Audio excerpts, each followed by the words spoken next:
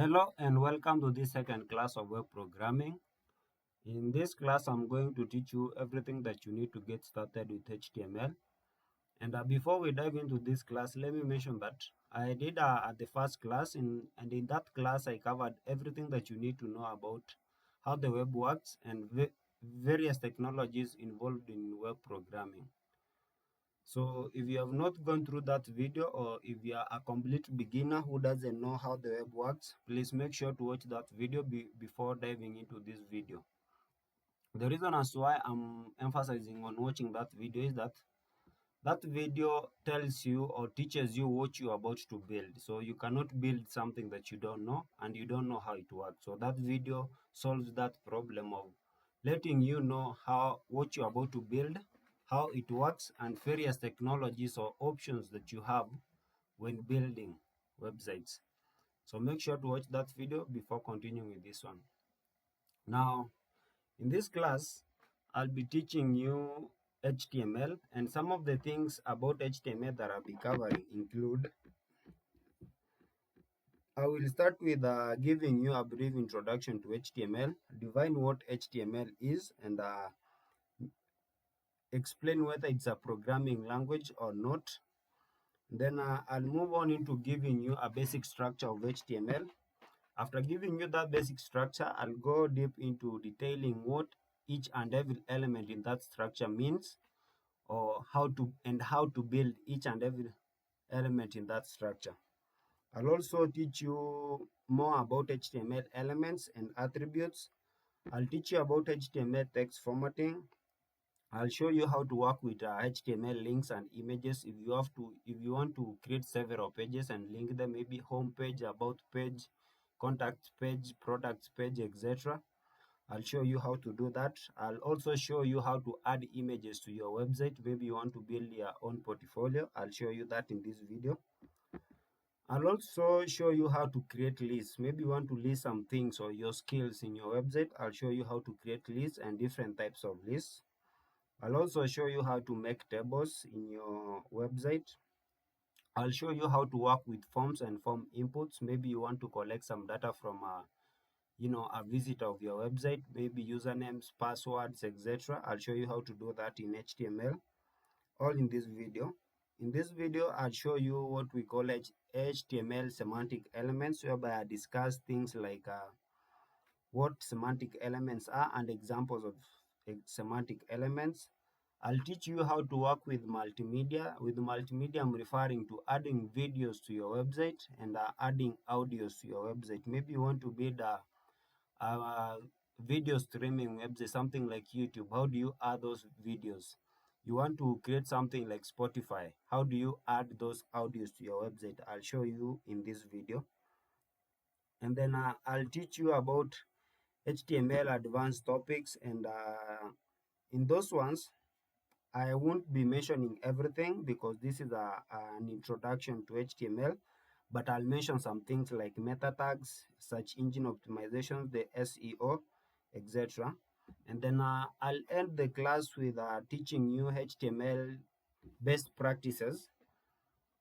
With best practices, I mean, how do you avoid making mistakes when writing code? I'll show you how to debug HTML documents. So stay tuned for that to the end of this video. Now, with that being said, let's dive in and get started with this class so that you get to know what HTML is and how HTML works.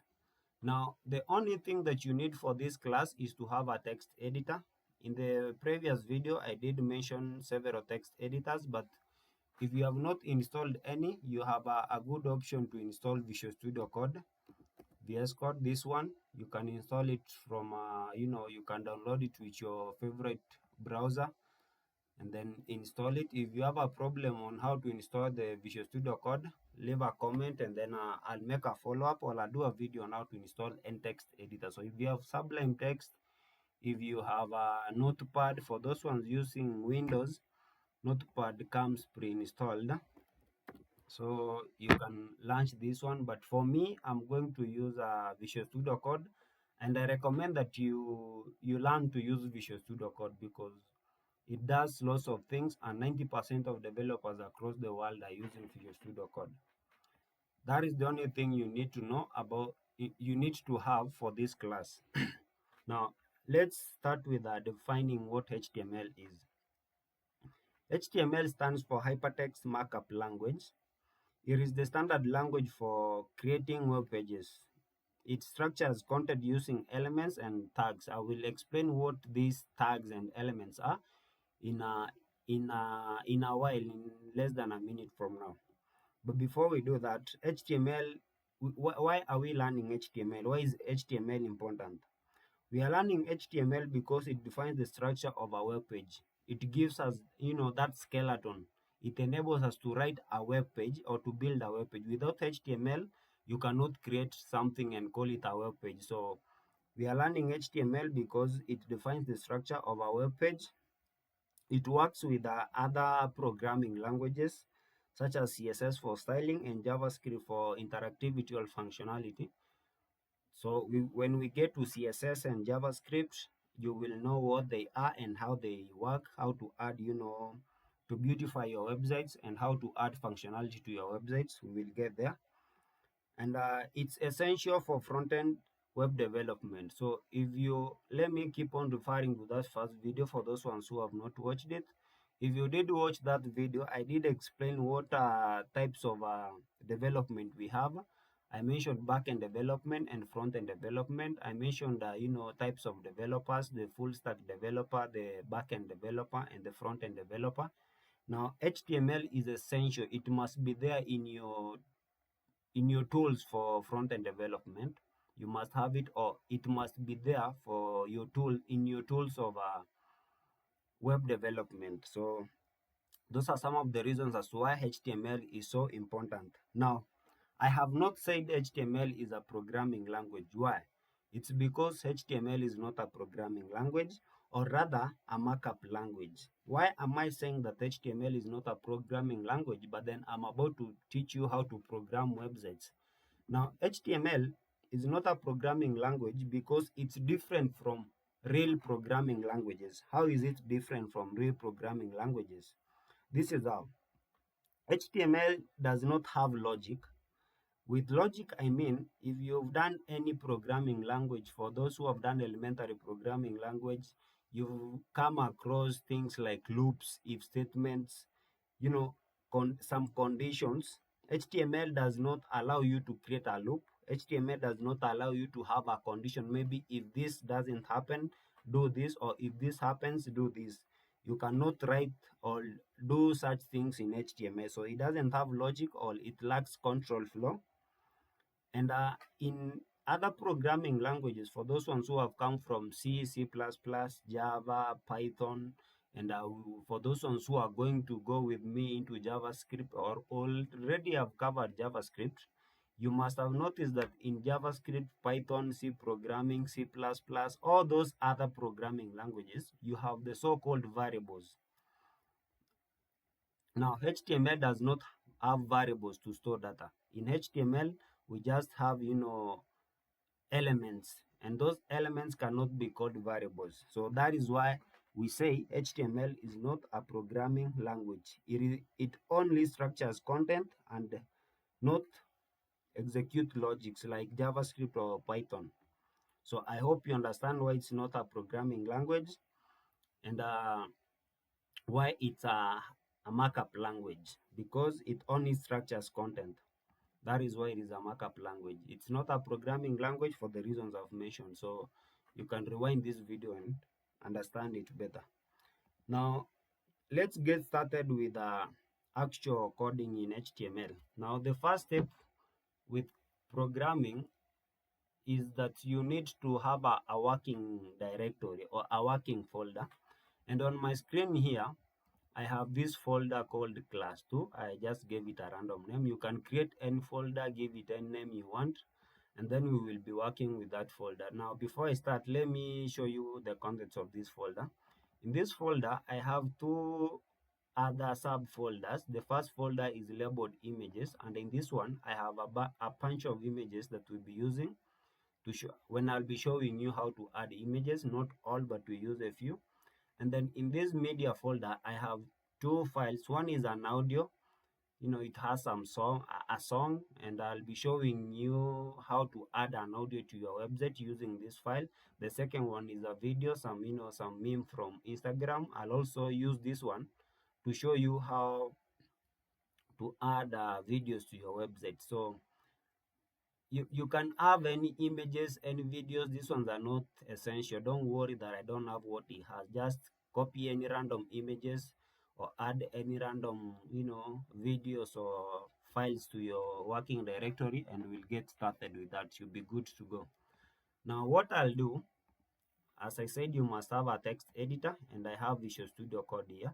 What I'll do, I'll open this folder in Visual Studio Code. There are so many ways of doing that, but the best way for this class is that I'll launch my Visual Studio Code. So open your Visual Studio Code. You can close this welcoming, and then on the top left menu, there is where it says File. Click on File, navigate to where it says Open Folder. Click on Open Folder, and then navigate to where you created your file, your folder working directory. For me, I did create it on my desktop, so I'll move to my desktop and then locate that folder. Now I'll click the first one. If you double click, you go in, you will find the two folder. You don't need that. Just click it once, it will be selected down here. Once you see its name, click select folder, and then automatically Visual Studio will open that folder, and it will show you the subfolders within it. So we have class and subfolders. If we collapse this one, we will have just class, and assume these two, ignore the two. We have class. If you open it, you have images. If you open images, we have our several images that we had. If you open video, we have our audio and then our video. If you notice, my audio, it is not an MP4 audio, but I'll show you how to work with any type of audio file. Now with that being said, the first step of creating a website is creating a HTML document. Now allow me to teach you what documents are and how you can be able to identify different types of documents. A document is determined by its extension. What do I mean with extension? Let me do this, the easy way. Let me open my folder, any folder. Let me open this CK.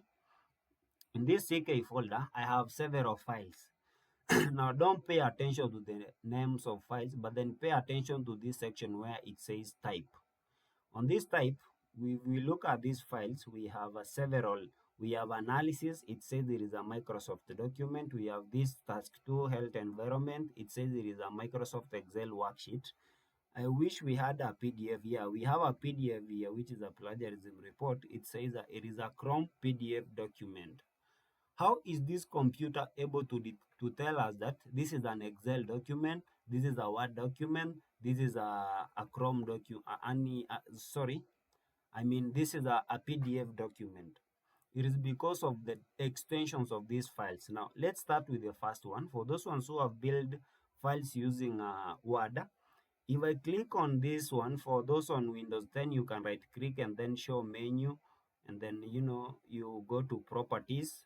You have this interface. For those on Windows 11 like me, I'll just click properties and then I'll launch that interface.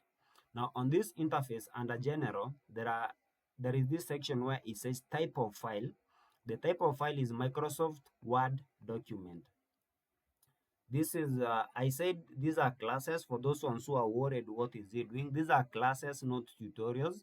And I'm going to teach you everything in detail. I want to teach you everything in detail, not just rush to create some YouTube video and I'm gone. No, I want you to understand everything and right to work. So that's why I'm putting some effort into explaining these things. So please be patient, because your patience will make sure that you understand these things. Now, under type of file, it says Microsoft Word document. We already saw that, but then in brackets it adds some period docx dot docs. Let me open another file. Let me come here on Excel, and then I'll click on properties, and then I'll launch the two and align them side by side. Let me do this analysis, and then for the Excel file, we have a type of file, Microsoft excel worksheet.x xlsx, that is an extension. These things in brackets, they are extensions. Now for Word, it has a DOX. For Microsoft, for Excel, it has a different extension. This one. For Word, this one. Let me open the PDF one. If I click on it also and launch it, and then align them all side by side, you don't need to do this. Just follow along and understand. Those are the only things you can do. Understand and follow along. So for the PDF document, it has a .pdf. For the Excel document, it has that one. For the Word document, it has that one. Now, what are these things? This .xl, .pdf, .doc, these are extensions, and because of these extensions, the computer or any software that is going to open these files knows how to treat these files or how to handle them. Also, when building our, let me close them, when creating a Chrome, sorry, not a Chrome, because I'm saying Chrome, when creating a web page, you need an extension. What extension do we need for a HTML document? For HTML documents, we need a .html extension. We've seen PDF.pdf, but for HTML, you need a .pdf extension. All these explanation just to say that for HTML, you need a .html extension. You must have understood. So how do we do that in Visual Studio Code? So on your folder, not this one, but on your main folder, the one you gave a name, class 2, click on it, and then on the right side of that navigation, on that of that panel, there is this point where it said new file.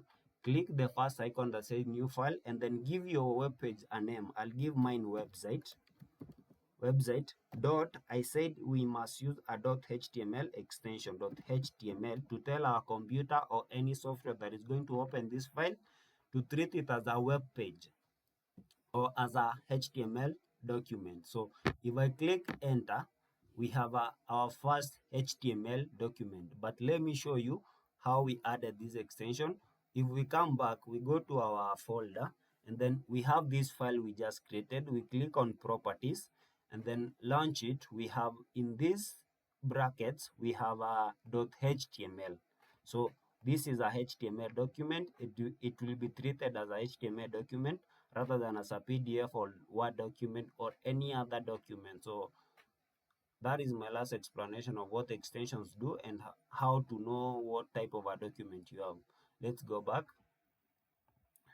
Now, we have already created our first web page. It is called HTML document. How do we run this web page? Now, in the first video, that video you must go back and watch if you're having a problem for me over referring to it. In that video, I explained how the internet works. And just to mention, I said we make requests to the servers through a browser from our devices. If you need to access Facebook, maybe leave alone the Facebook app. If you need to access some e-commerce, YouTube through your device, you can either use the app, but then some people use the browser, and several browsers. Some have Phoenix, some have Firefox, some have Chrome, whichever. I have Chrome. So you must access our website through a browser. A browser enables us to run our HTML document or enables us to visit different websites. So we have to open this website.html in a browser. To do that, I'll minimize, go back to my class. This is one way of doing it. I'll show you another way. And then where I have the file, the website file, I'll double click it, and then it will automatically be opened in my open Chrome window. Now, this is our website. It has the title website.html, but we have not set any title. We'll come there. And then it is plain. It doesn't have any content. This is not what we want in development. In development, what we want is to populate this plain sheet or this plain interface with data so that we have something like, what can I visit? Web store. So this interface you're seeing, the web store interface, as beautiful as it looks, initially it was like this. When the developer started working on it, he added some HTML things. Like this one is a favorite of 2024. It is a big heading, and then we have a small heading or a paragraph. We have this section here, we have these subsections, we have this big, all this interface was built from scratch. So it was as plain as this. And your goal as a developer is to move from this to this. And remember what I said earlier in the previous video. I'll keep on referring. I said in one of our videos we'll be doing, in one of our projects, or in most of our project, we'll be cloning. And I think this one is a good website to clone in order to learn several things, when you hover over it, etc. Let me not go much into this, but I'm trying to say that you have to move from this to this. How do you go about that? Let me close this, and then we have this plain document. Now I want us to work on this plain document. To do that, we go back to our Visual Studio Code. Now this is where we start coding. Before we start coding, I will like to teach you the basic structure of a HTML document, or a basic structure of a website. I also did provide that one in the first video, so this is kind of a revision for those one who have already watched that. Let me do this. Don't worry what this is, but I want to use this for explanation. And let me not highlight those ones for now. Let's get started here. Now, what you're seeing on your screen in 11 lines of code, or rather 10 if you remove line 9, we have the basic structure of a website. Now, this basic structure of our website has several elements or tags. Now, anything that you sing, any line you sing, this line is an element, line 2 is an element, line 3 is an element. Anything you sing on this screen is an element. So a website is a composition of elements. Elements are made of tags. I am hoping that I've already given a definition of or an explanation of what elements are and how they are made. So a website is a composition of elements, or you can say is a composition of tags. If you say it is a composition of elements, you have to say that elements are made of tags. If you say it is a composition of tags, you're good to go. So a website is a composition of tags or elements which are made of tags. So line 3, this is a head element. Within this head element, we have other elements. Line 1, we have a HTML element. Now, let me go deep into explaining these things step by step. So I'll delete everything, and then I'll show you how we came about having header, and then how we came about having meta, how we came about having this title here, and then how we came about having this HTML, where do we have some backslash or forward slash, whichever name you call these ones. So let me do this and then delete. Now, I said our website is a composition of tags. Now, what are tags? Tags are special keywords.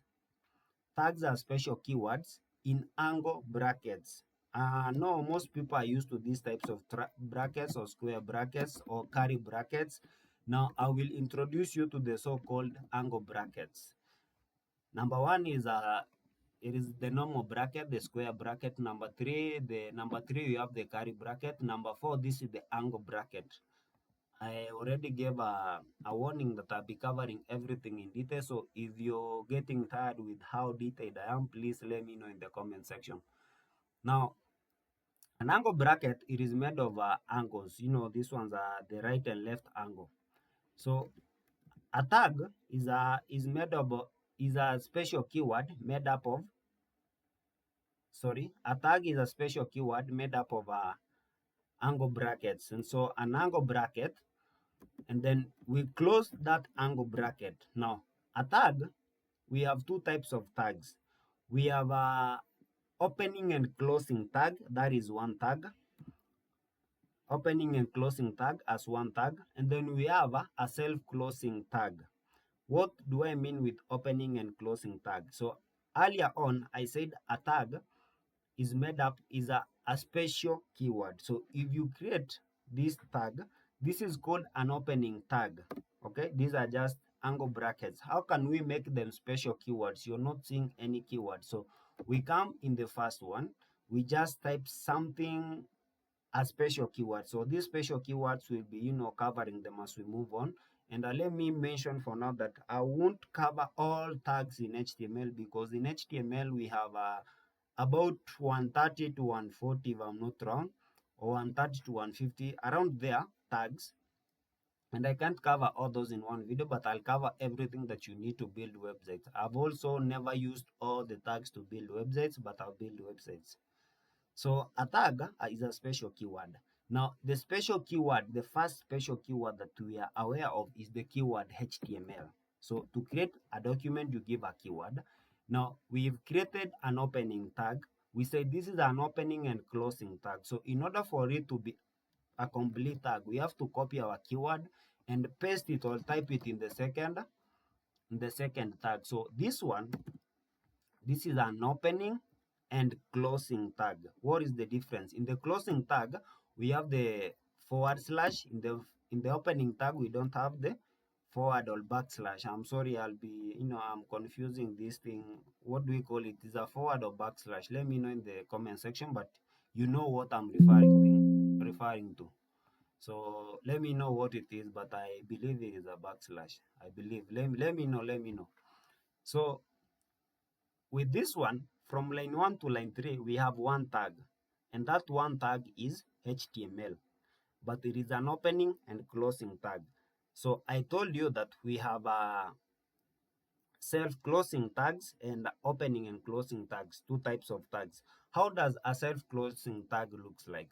We've already covered an opening tag, which looks like this, an opening and closing tag. This is an opening and closing tag. But when we say a self-closing tag, what do we have? A self-closing tag is what we have in line 6, in line 7. So a self-closing tag looks like this. Why? In self-closing tag, we don't have this opening tag. We just have an angle bracket and a backslash and then a special keywords. What is a special keyword for opening and closing tags? So we also have several opening and closing tags. We will cover them, but one example that we will be using in this video or in this class is the image tag. We call it IMG. Now, to simplify things, most tags in HTML, they are short forms of the original names. For example, you want to create an image, you say EMG. You want to create a hypertext markup language, you say HTML. You have to create, a paragraph, you say P. You have to create a heading. Since we have about 6 headings, you say H1, H2, etc. So if you wanted to create an image, you could say image. But then instead of image, since we don't have that one, we say img. So this is image. So image is a good example of an opening, a self-closing tag. HTML up here is a good example of an opening and closing tag. So with this good explanation, I hope you understand what tags are, and you understand that a web page is a collection of elements, and elements are made of tags, or a website is a collection of tags. You can use whichever definition you have. This is the best one for this class. So let me go back to our original structure and explain a few things in this one. Now, we did create an opening and closing tag. Now, in web programming, we have the so-called nesting. For those ones who have done other programming languages, you must have come across, nesting using curly braces. But if you've not, don't worry. When we say nesting, is you create a tag. Let me do this. You create a tag, and in that tag you add other tags. Let me remove these things. I'll return them and I'll explain them later. This one, you create a tag, and in that tag you add other things, other tags. So we created a HTML tag. This was an opening and closing. Remember, initially it was like this. Now we have it like this. Okay. In HTML, the opening and the closing tag, we have added another tag, the body tag, which is opening and closing. If you do this thing in a line, it will look like this.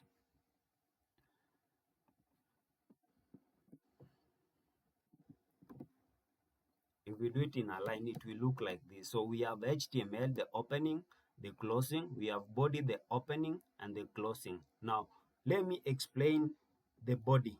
Let me go back, since you understand what nesting is. Nesting is adding tags within other tags. So let me explain the body. Now allow me to use a simple example. For those ones who have used full scapes, or for those ones who have done any essays, I'm assuming everybody has written an essay. In your essay, there is on the first page, there is that top line whereby you write the title of that essay. You say, this is my life. And then you move down, you start your paragraphs. The top line, we call it a heading.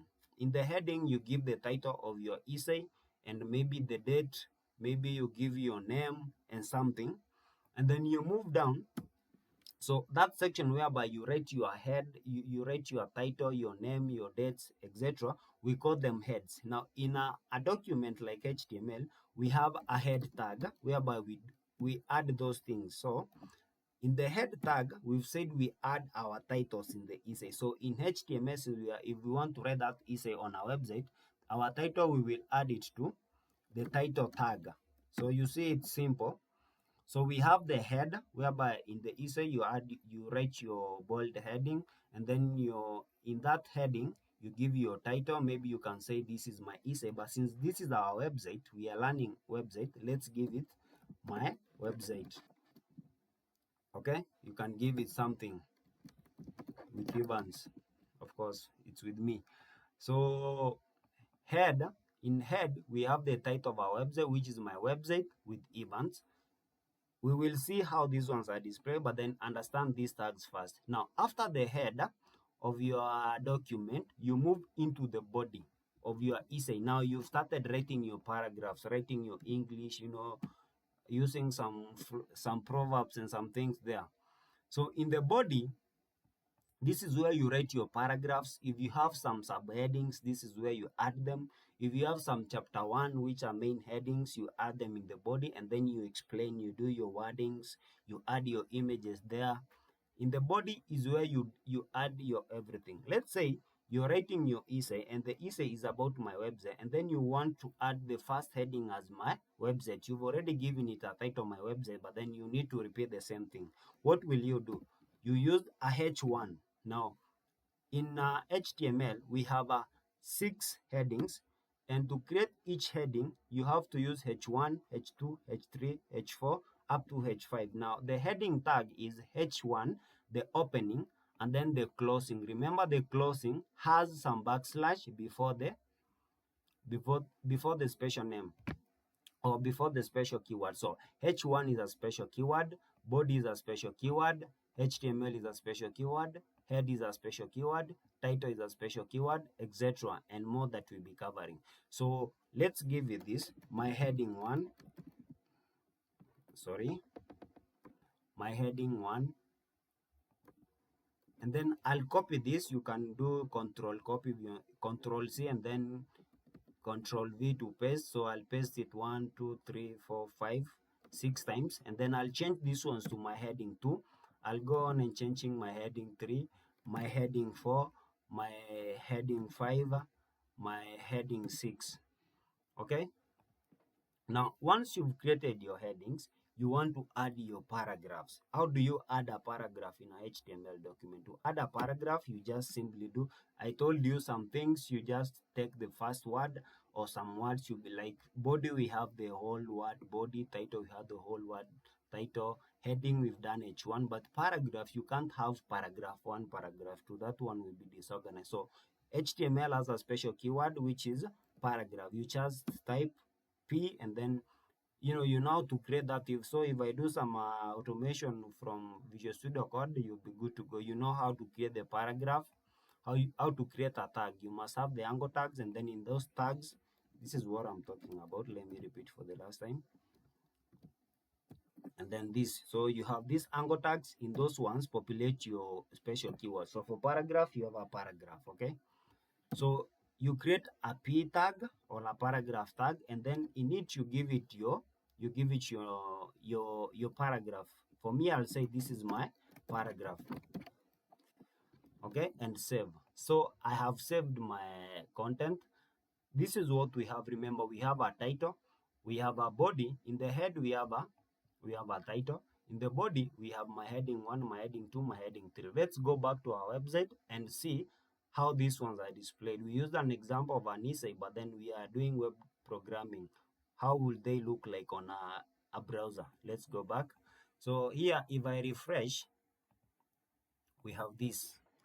Remember, initially, what we had here, what we had here was the name of the website. This my website. If you can rewind this video, you will see that we had website. But then, since we have added my website with Evans on the title is my website with Evans. What does this one tell you? This one tells you that the first bar in your browser gives you the title of that web page. So if I come here and then we want to see this Chrome Web Store, the title for it is Chrome Web Store. It says the title is Chrome Web Store and then some detail, but then we'll get there.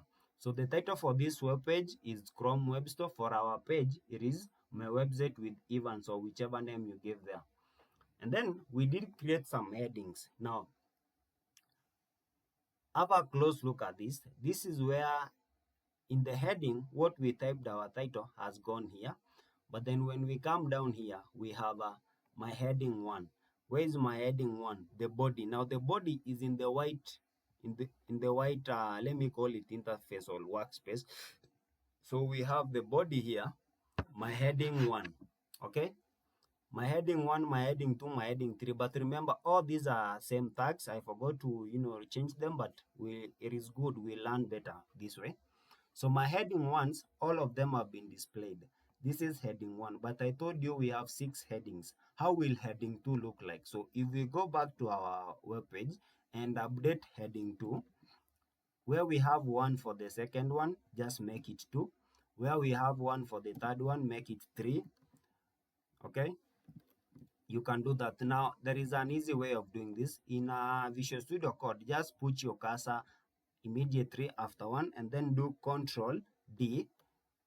The first time it will highlight all H1s, and then the second time it will highlight the most recent or the closest heading 1. So it has highlighted the beginning of heading 1 and heading 2. Just delete, click on your delete backspace button and then type heading 4. Okay, easy. And then if you want to do this, maybe you want all these to be heading 5, you can do that. And then if you want them 4 times, you just Control D 4 times and you have highlighted all the 4. So if you do this, you'll be able to multi types. For this one, I'll do heading 5, but I don't want all of them to be heading 5. The last one, I want it to be heading 6, so I'll do H6. Okay, these are headings. Now let's go back to our website and refresh and see how these ones look. So if I refresh this one, you see this difference. Heading 1 is huge, and then it reduces that as it goes down. Heading 1 is big, heading 2 is a little bit big, heading 3, heading 4. You see the difference till we get to my paragraph, okay, which is actually bigger than heading 6. Now, whenever you want to create a website, let's see an example of how these headings have been utilized. If we go back to our Chrome Web Store, here we have this one. You can call this one heading 1. This one that says welcome to Chrome Web Store. The second one that says supercharge your browser with extensions. You can call this is the paragraph. If you scroll down, this could be heading 2. Okay, so if you want this one to be just heading 1, do this H1, do this H2, do this H3, and then they'll go down reducing as we move down. So you see the difference. So if you already know the difference of how each of these headings looks like, you'll be able to differentiate when it comes to design. But then we will get there, so don't worry for now. For now, understand that to create heading 1, I need to create it using a H1 tag, heading 2 H2 tag, etc. For the paragraph, you see it's smaller but a bit huger than heading 6. The difference is that from the headings, the paragraph is a bit small and then it is not bold. The rest of these headings, even heading 6, it's bold. With bold, I mean it's darker or something, for those who don't understand what bold means, but it's bolder.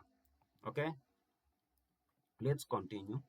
So for now, up to this point, you know how to build a website, and you have already built a website. For those ones who are watching this thing and doing it at the same time, this is a website, and this website is ready to be hosted. But then this one will be, waste of money and resources to host such a thing like this. Why?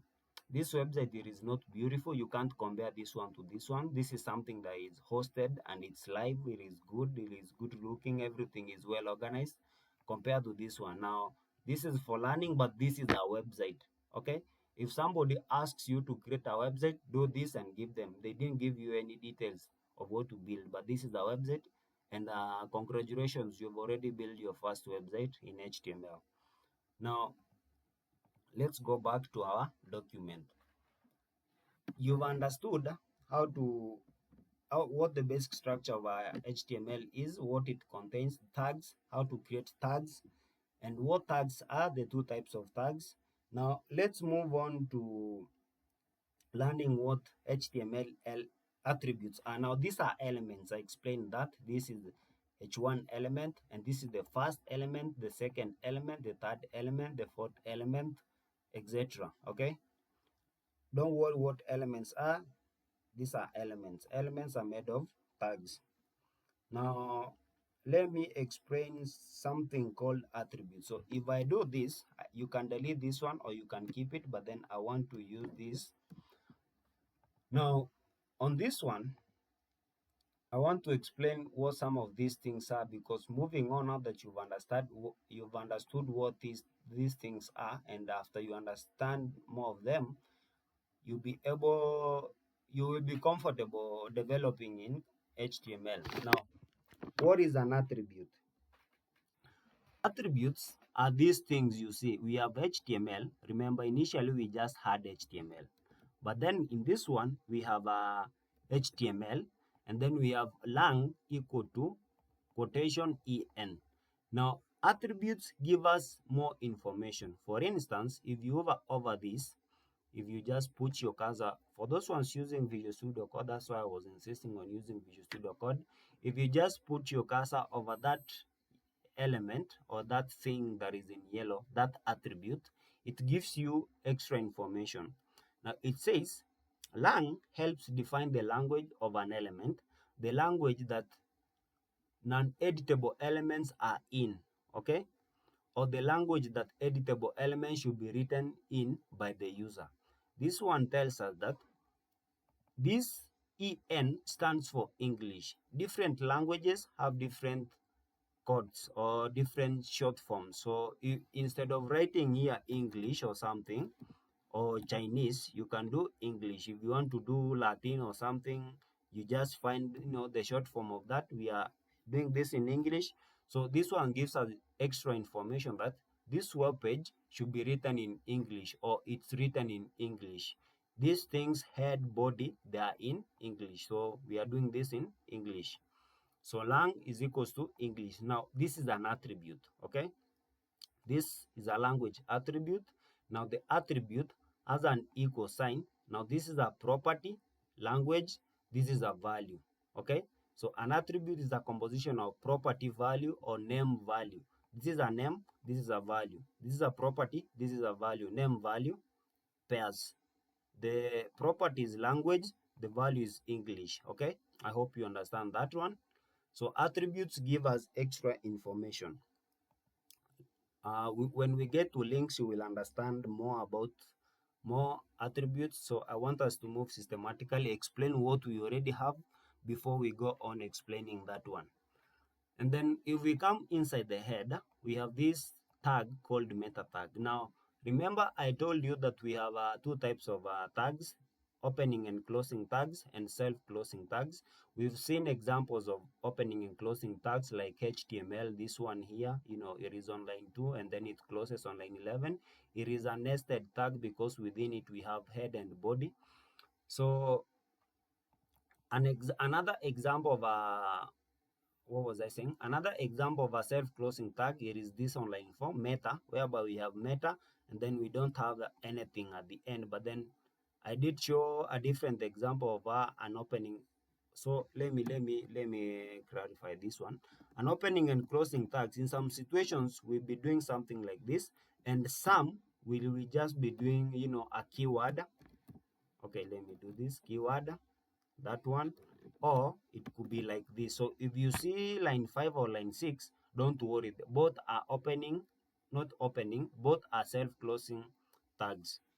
Hope you understand that one. And number 4 is an example of an opening of a self-closing tag. Sorry for the confusion. Now, in this one, we have this section that says this attribute. From now on, I'll be saying attribute because I've already told you it is an attribute and it gives extra information. So if you hover over it in Visual Studio Code, one of the many advantages of this Visual Studio Code is this one. It tells you that this attribute declares the page character encoding. It must contain a standard, etc. Okay. Now with character encoding, we have two major types of character encoding. You can just Google character encoding what it is. You will understand, but then let me simplify it.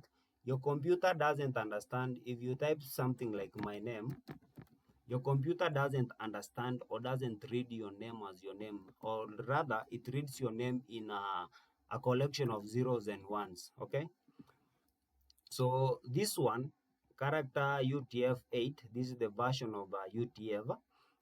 It enables the computer to use a standard set of numbers to interpret our documents. So it is not important, just know that you need to have it there to tell your computer what you're using. In Visual Studio Code, we have it, it is the selected one. If we change this one to 7, I don't know if Visual Studio Code automatically updates this, but then, okay, don't mind about this one. Just know that you need to have a character encoding, and then it is a set of zeros and ones, or a collection or a dictionary that your computer will use to decode this code. And then in the next one, we have name meta, name, the name attribute. It gives us a viewport. Viewport, it defines this interface, your whole screen here. This is your viewport, how big it is, and then the content here is the width of the width the content is set to width, device width. So your device width, this we will get there. We will learn that this width, how do we style for this width, how do we style for this width, tablets, big screens, for those ones who are using televisions as their monitors. How do you design websites to look beautiful on those big and small screens, etc. So don't worry about these two, number 4 and number 5. Okay, initial scale, this is set to 1.0. This is the initial scale that how scale is this interface, or whichever interface you're going to run this website on. So we will learn these ones later in CSS before we start styling, etc. For now, understand how HTML works and what attributes are. Okay. Note that the attributes give extra information to our web page, and an example of an attribute is language. We will get to other attributes later. Now let's move on. For now we've already covered HTML, text formatting, HTML attributes. Now I would like to teach you what HTML elements, not elements, what HTML links are and images. Okay. By adding this heading and whatever, heading and my paragraph, we did text formatting. If you want to have a formatted text as a heading, you do my heading. You have a formatted text as my heading too. If you need a paragraph, you do that. Okay. And for the next section, let's update this document a bit. Okay, for those ones on Visual Studio Code, okay, let me start with those ones who are not using Visual Studio Code. You can pause and copy this whole thing, but then if you get tired, delete it and follow those on Visual Studio Code. Just click on Control and then on your one, add an exclamation mark, not Control, Shift, exclamation mark, click enter, and then you have this one. It is a boilerplate of a HTML document. Now let's change our title, give it my website, anything with Evans. and then leave everything as it is. Come into the body section. Now let's add a simple h1. This h1 I'll call it. And before I continue, let me mention this. Maybe you've seen a different video somewhere, how different tutors are doing it on YouTube. They are doing some beautiful websites. Somebody is teaching you your first class of HTML, and then he's teaching you using something like this. I'm sorry, I'm not doing that, because if I do this one, I'll be combining three technologies at the same time. I'm doing plain things like this, ugly things like this, so that you get to understand how to move from plain to something beautiful as this one. So I don't want to mention CSS, how to add these animations and confuse you at the same time. So I'm doing it plain so that you understand. And if you've already noticed, I'm teaching, not tutoring, not rushing. So follow my classes. You can do these ones in an exam, and make sure to leave a like, a share, subscribe, invite a friend, leave a comment, let me know where I'm not making or doing right explanations. Help me learn as I help you learn. With that being said, let's continue. In our body here, I want you to type your name, okay? Heading 1, say my name is Evans. And then I want to do a paragraph. For those on Visual Studio Code, I'll show you a trick of generating a paragraph. Now, we have the so-called text generators, and the commonly known text generator is called lorem. Now, I want you to type lorem. Don't click enter, but I want us to generate a paragraph with 15 words. So you type lorem and then you do 15, okay? You click enter and then save. Automatically you have a paragraph with 15 words. You can count them 1, 2, 3 to confirm where they are 15, okay? So for those on Visual, not using Visual Studio Code, please add any paragraph. You can copy some random paragraph from the internet and paste. It is not important. I just want to show you, you have your head, you have your paragraph. Now, I told you I want to show you how to add links and images. The first place to start with is adding an image. Okay? Sorry for too much explanation, but I believe you need them. Now, an image, how do we add an image in HTML or in your website? So before I show you how to add it, let me show you examples of added images. Here on this website, you see this, watermelon image, you see this car image, you see these beautiful graphics. These ones were added the way we are about to learn, okay? They were added using an image tag. How were they added? So you can download these ones, but if you have any image, even your image in on your desktop, let's go on and use and add it to the, sorry. Let's go on and add that image. Now, to add an image, you need to use an image tag, whereby for those on Visual Studio Code, just type image, create that tag. You should do it, from scratch. I recommend you to type everything, not automate everything, but I'm automating because I already taught you what these things are. So if I do this, you already know that this is an attribute, this is an image tag with 2 attributes.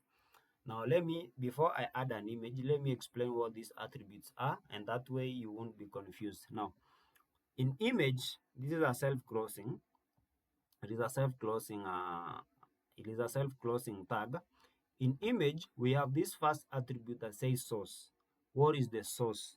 The SRC stands for source. If you hover over it, it says the image URL. This attribute is mandatory for image tag or image element on browsers supporting SRC sets, SRC treated like candidate, etc. Okay, just know that this attribute enables you to add the link or the URL, or to add the source of your image. Now for us, I have this folder called images. In this folder, I have several random photos. We have this YouTube video, not the video, we have this YouTube image, this one. I want us to add this one to our web page. Now, if I go back to our web page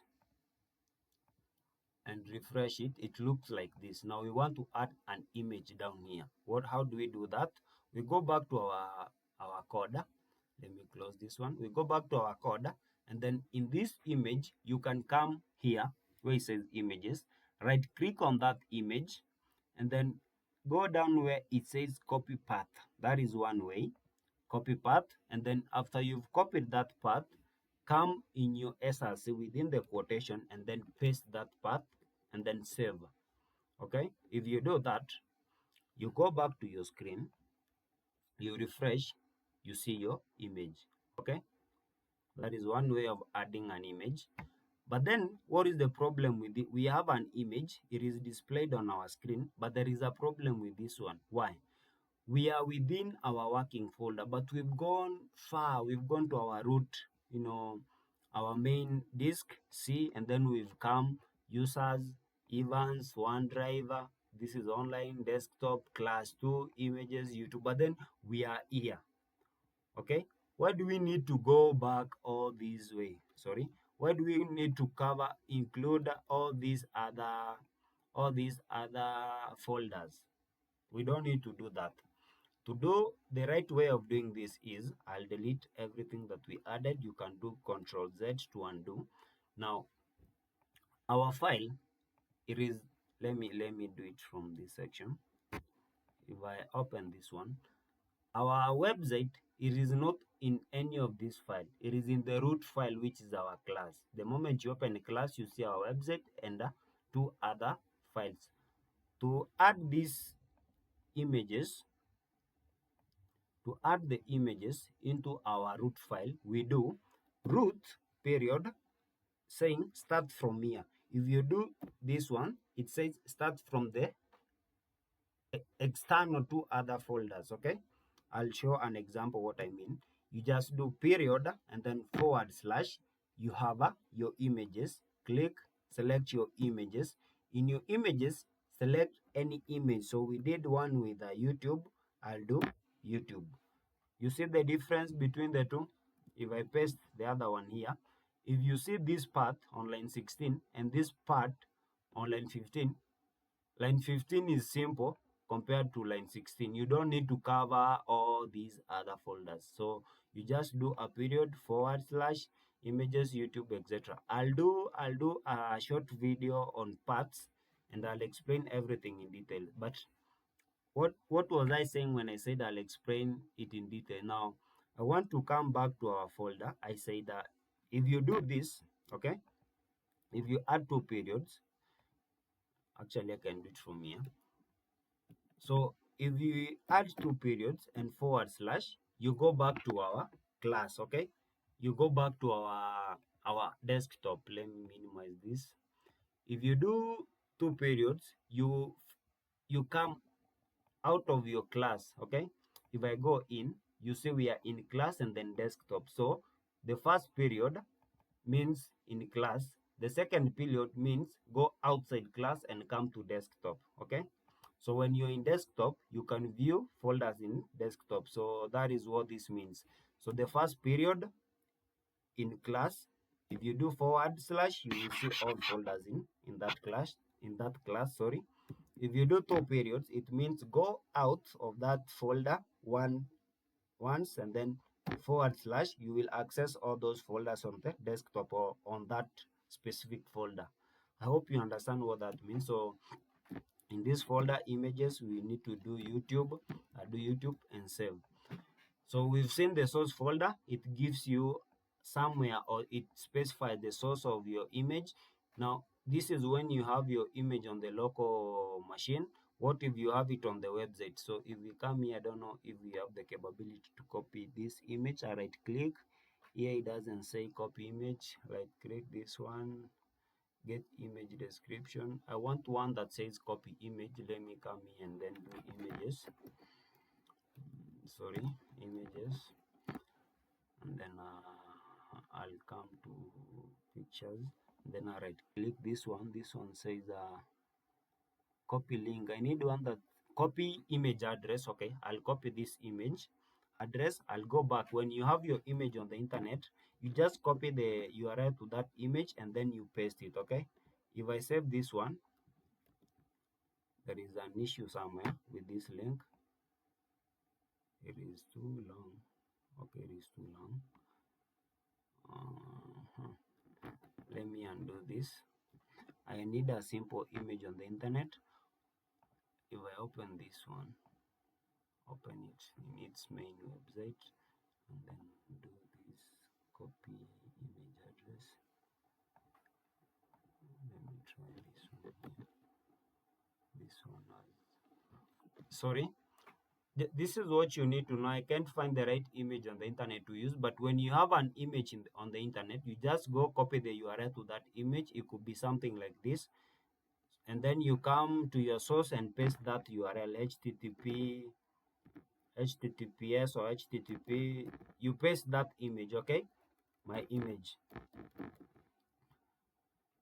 If you have an image on the internet, you just copy that URL and then you paste it here. We'll be covering some of these things as we move on. This is the first class. Don't worry about that image. But for now, you know how to add an image from your local machine. You add the path to that image. I told you you can copy directly and paste, no problem with that, but then it looks a bit dirty for me, in my opinion. So you just need to do the right way. And then let's move on to this second attribute. This attribute says ALT. What does it mean? If you hover over it, this tells you that this attribute defines an alternative text. Now, let's say that we made a mistake when passing this name YouTube. Our image doesn't exist. We have a YouTube image in our folder, but then we have a typo in this name. Okay, what happens? We come back to our website. Let me close this last one. We come back to our website and refresh. If we refresh this one, we don't have an image. Okay, we are supposed to have some image here. Why? The image is not showing up because we have a typo. How do you know that you have typos in your coding? In this alternative text, it tells you that there should be an image here. So you give some text to explain that if an image is not visible, it is because of some reason. Maybe you cannot fetch it from the internet, or the image simply does not exist for our case. So if this image does not exist, we would like to tell the user that the image does not exist. Sorry. If we save this one, we go back to our website, we expect to see that text. If we refresh, it tells us the image does not exist. Okay, so you can do something here. You can do image, not necessarily image. You can do image, okay, to just imply that this image is not visible. I'm sure you've gone to the internet, sorry, you've gone to the internet, and then for some reasons you see something like this, okay?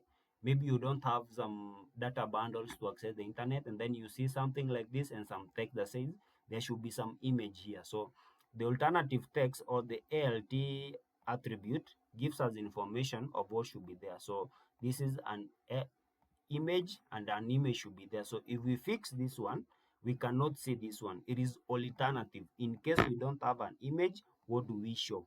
Okay, alternative. I hope you understand.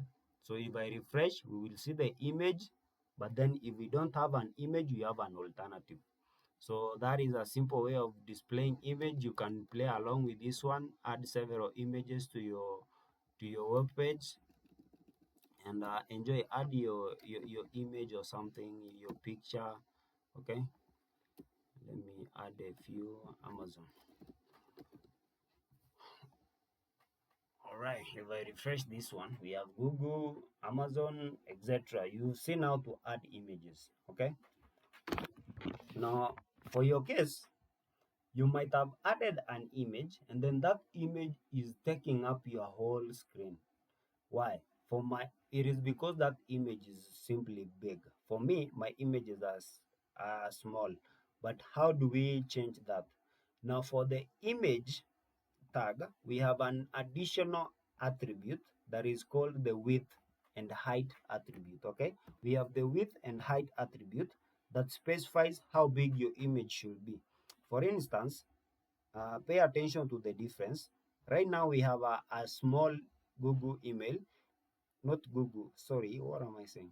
We have a small Google image. The logo for Google is small, or the logo for YouTube is small. If I come here on the image tag for YouTube and do width,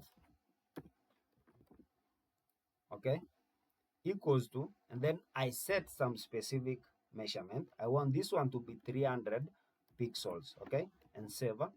Now, when doing development or when doing design, you measure using pixels, okay. It is the right way of, not only pixels, but it is the first, it is one of the most reused units. Pixels are the one of the most usually, sorry, what am I saying? Pixels is one of the most used units of measurement in design. So in most cases, maybe you're doing Photoshop or something, you will be using pixels or REMs. We will cover some of those as we keep on moving. So for now, know that instead of saying 300 centimeters here, you just say 300 pixels, okay? You can Google what is a pixel for those ones who don't know what a pixel is, and then get detailed information. For this case, know that we measure with pixels, and I want my image to have a width of 300 pixels. So if I save that and come back, we did that one on YouTube and refresh, you see YouTube is now big, okay, compared with the other images. Or if I go down to Google and do a width of, let's say 500 pixels, make it bigger. Does this work? And then refresh. We have a bigger Google, okay? So I hope you're learning how to play around with image widths. So maybe your image is too big. Somebody might be having some on his screen, something could be like this. If you do something crazy as 5,000 pixels and reload, you could be, having such a big image. You have to scroll in order to see the whole of that image. Okay, if you zoom down, this is the minimum zoomed level, but then the image is still too big. All you need to do to fix that problem, just go there, add this attribute. This attribute gives you the capability of changing your image size. So if I do 50 pixels, it will be 50. Now, how do you do height? I'm sure already people know how to do height. So you just come here and do height, okay? And then the height you want to set is 200 pixels, okay? For this one, it is 50. Let's do 50 by 100. You can do height is 100 pixels, okay? And then you come back to your site, refresh, so you see how small. Okay, this one is already zoomed out. Let's reset it to 100%. So on a zoom level of 100%, on normal zoom level, this is our image. This is how 300 by 100 looks like. This is how 50 by 100 looks like. This is how, I don't know what this was, but then you can change, you can play along with width and height. I hope you understand how the width and height attributes work. Now let's keep on moving. So let me do away with this width and height attributes. You can keep them, you don't need them.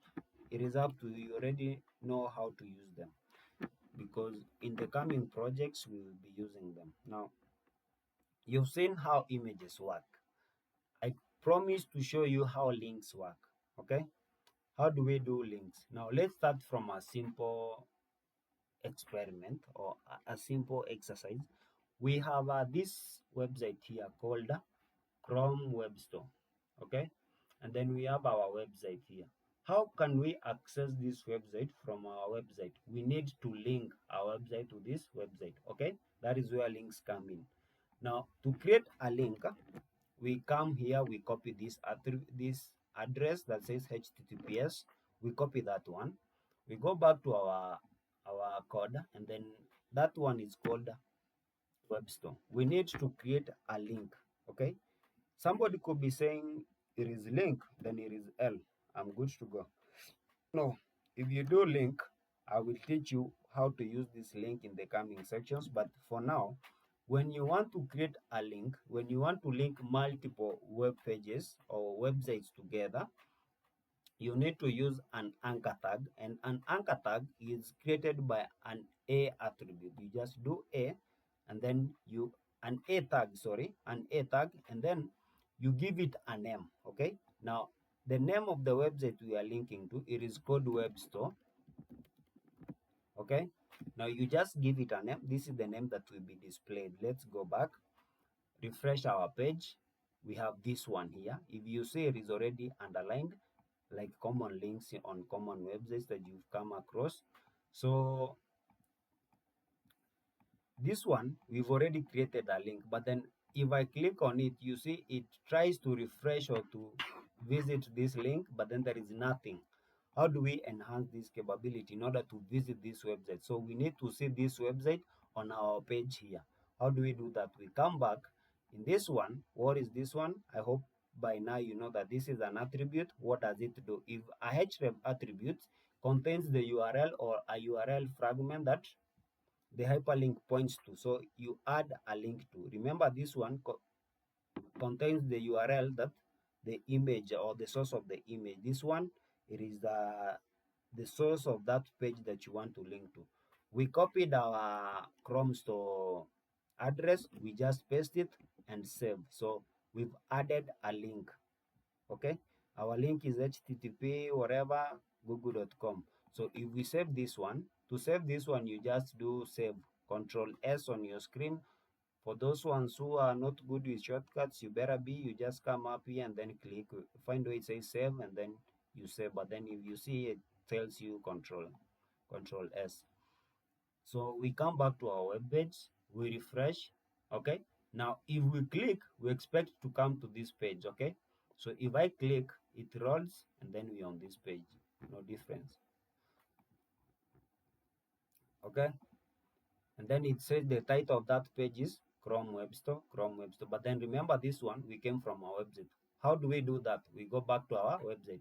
Right here on your Chrome or whichever browser you're using, click this one. You will go back. You're back on our website, and this is our link. Okay, now I want to teach you something. If you look at these images, they are aligned in line. Okay, this one is an image, an image, an image, and then we have our link here. I want them to be vertically aligned, but then I want to leave just the images vertically aligned, and then this web store. For that one, we'll use what we call a line break. Okay, you've seen line breaks in Word or something.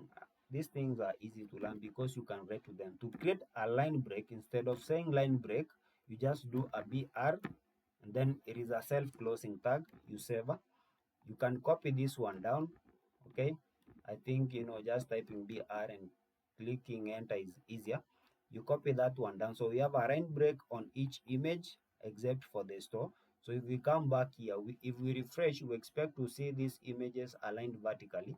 If I refresh, we have YouTube, Google, Amazon, then our web store. Okay, if we click, we go there. You get the point. So to add a line break, you just use a BR. That is a new attribute you learned. But I said I just want to have only the. Okay, let's leave it that way. It is good. If I remove this line break, just for experimental, for your understanding, if I remove this line break and then refresh here, you see what happens. Google and Amazon are in line, but then Amazon and Web Store are not in line. So let's continue. I'll just keep that line break. So you've seen, to add a link, if you have to add several links, you just do href and then you add those links, you give the link name, etc. Now that is how to add a link to an external web page. How do you add a link to a page within your website? I will leave that one. Okay, let me do this. It is web store, it is external. Okay, and then I'll come here to our website, our class. On the root class, I'll do a new file. By now, I hope you know how to create a new file. Maybe I want to create a file called a profile page. On the profile page, remember we must use a .html extension. I'll do enter. In this one, I'll do shift. That one, we have this doc type, and then I'll do this. The title of this one will be profile. Okay, in this profile we will have okay, I'm rushing because you already know how to do this. I'll do h1 and then say my profile, and then save this one, and then paragraph, say uh, no need for paragraph. Save my profile, we are good to go.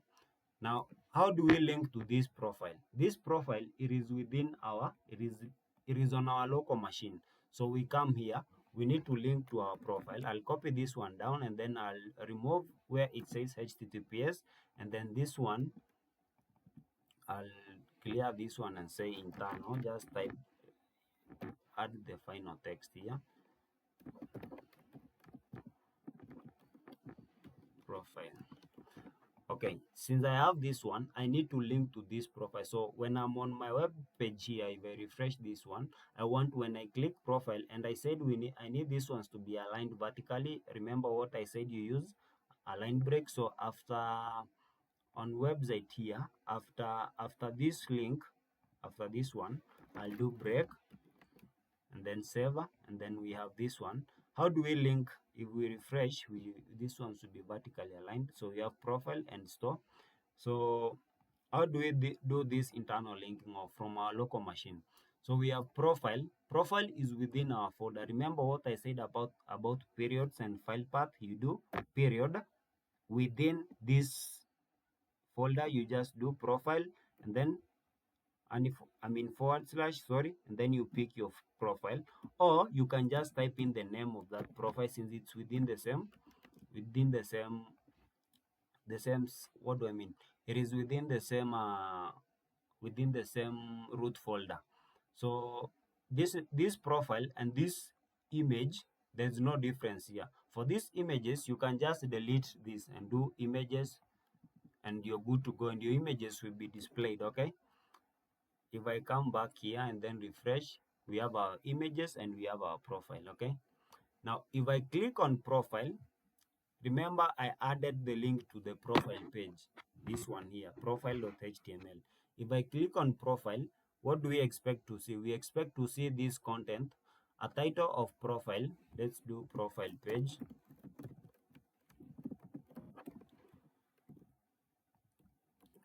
and then we need to see this heading one that says profile. Let's just make them several heading ones. And then if I click this one, we expect to see the profile page. So if I click this one, we have my profile. The title is profile page with me. Okay, you know how to add different links or different profile, not profile, how to link different pages, whether they are external pages like Chrome, or whether they are internal pages or pages within your computer like profile page. Okay, we will learn how to, now when we come to design, maybe this one could be a new page. Okay, if we click this one, could be a different page. We will learn how to style them and make them look beautiful as this one. And actually we will be cloning this specific web page, Chrome Web Store. We will clone it in one of our projects. So I said I'll be designing by cloning. If I clone something that you already know, if I clone something that you already know, it is easy to understand that way. So stay tuned to this channel, and please, the only support I'm looking from you is a follow, a subscription, a comment, a like. You know how it works on YouTube and all these other social media platforms. Please do that, and come with a friend, and tell them they are not coming for tutorials, they are coming for classes. Without being said, you've learned how to add links, you've learned how to add images, you've learned how to add to do text formatting, that is by adding paragraphs, headings, and etc. I promise to teach you lists. So let me teach you how lists work.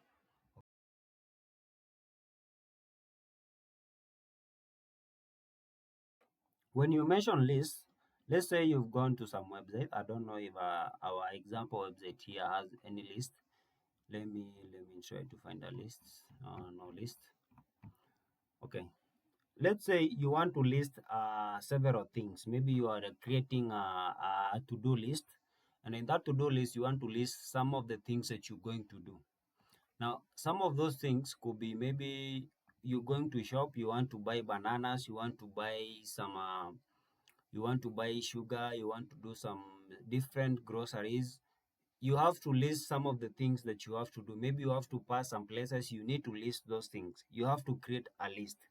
And for those ones who have been using Microsoft Word, I'm going to use that as an example, because everything we're doing in HTML or in all these documents can be done in Microsoft Word. But if you understand what happens in Microsoft Word or any other word processor document, you will understand these things. So I'll be using those examples.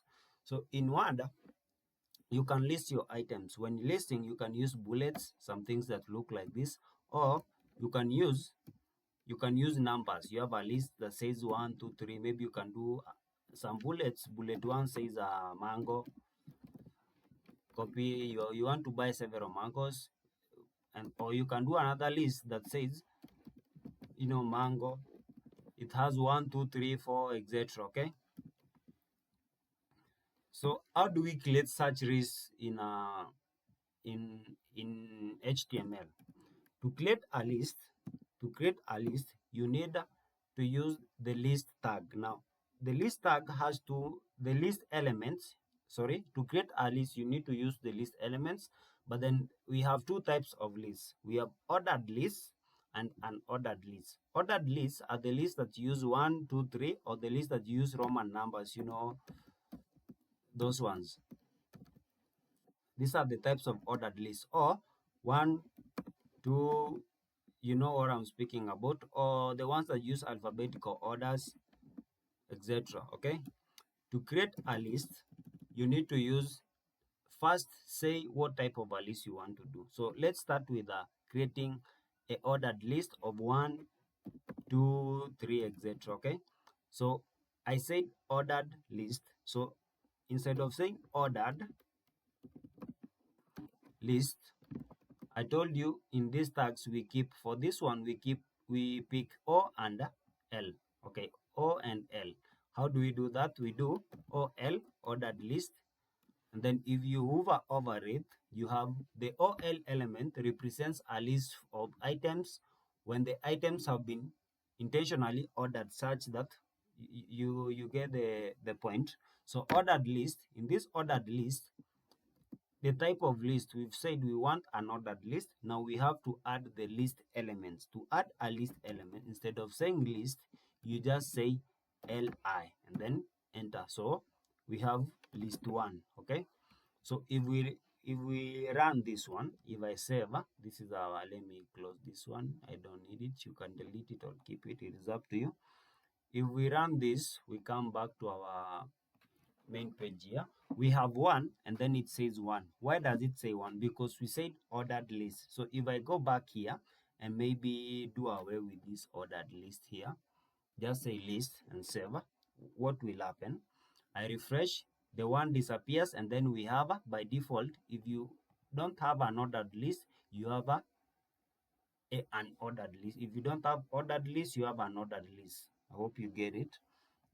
So, but this is not the right way of creating an ordered list. So let me add both lists. So in the first list, I want to do ordered list. I'll do 1, 2, 3.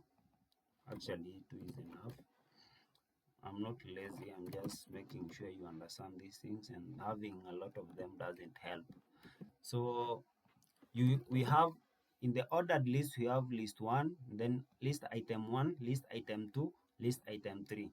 What about in the unordered list? So I'll just copy this one, paste it, and then change my unordered list to an ordered list. So you just change the O to U. Okay, the O to U. You remove the O, you replace it with the U. Okay, we have an ordered list. Okay. If we come back to our website, we save and refresh, we have a ordered list, an ordered list. Maybe we can add some titles here. Let's do H2 and say ordered, sorry, ordered list. Sorry, copy this one, come down here, paste it, save. No, outside here, paste it, save and say unordered. an ordered list. If you save this one, you go back to your website, you refresh, you have ordered list that says 1, 2, 3, and then you have an ordered list that says 1, 2, or 3. You an ordered list, you don't have a specific a specific number, maybe an alphabet or something. Okay, you just have a bunch of bullets. Ordered list, you have 1, 2, 3. You get the point. You can change this one, the list 1, 2, 3. I think it is not important, but to change, if you want to use Roman numbers, I think you do type here and then you pick which one you use. So if you want to use alphabetical numbers in uppercase, you just pick that one and then you save. You refresh this one, you have an ordered list, but in ABCD, capital letters or uppercase letters. You can do A for small letters, and then and then save. You go back, refresh, you just pass type, and you have what you want. If you need Roman numbers, small case or lowercase, you refresh, you have your Roman numbers. I'm assuming you get these things. So it's just type and then you pick what you want. If it is Roman numbers, the first number, whichever. By default, it gives you decimal numbers. That one. Okay. I'm assuming.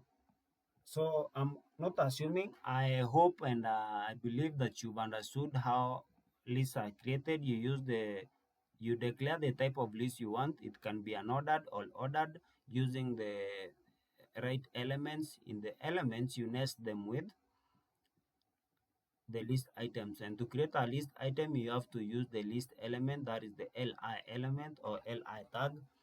But most people use element, you use tag, as long as you understand how to use it, and it is both. Okay, that is how to create lists. What have I not covered in lists? I'm assuming that is everything. Let's move on to creating tables. So to create a table, let me add a hatching to h2, and then say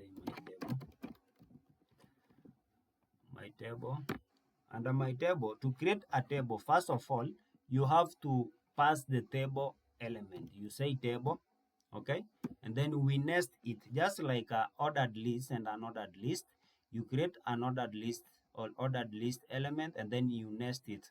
You add other elements within it. Now, the tables have headings and rows, and then these headings and rows have the so-called cells, okay?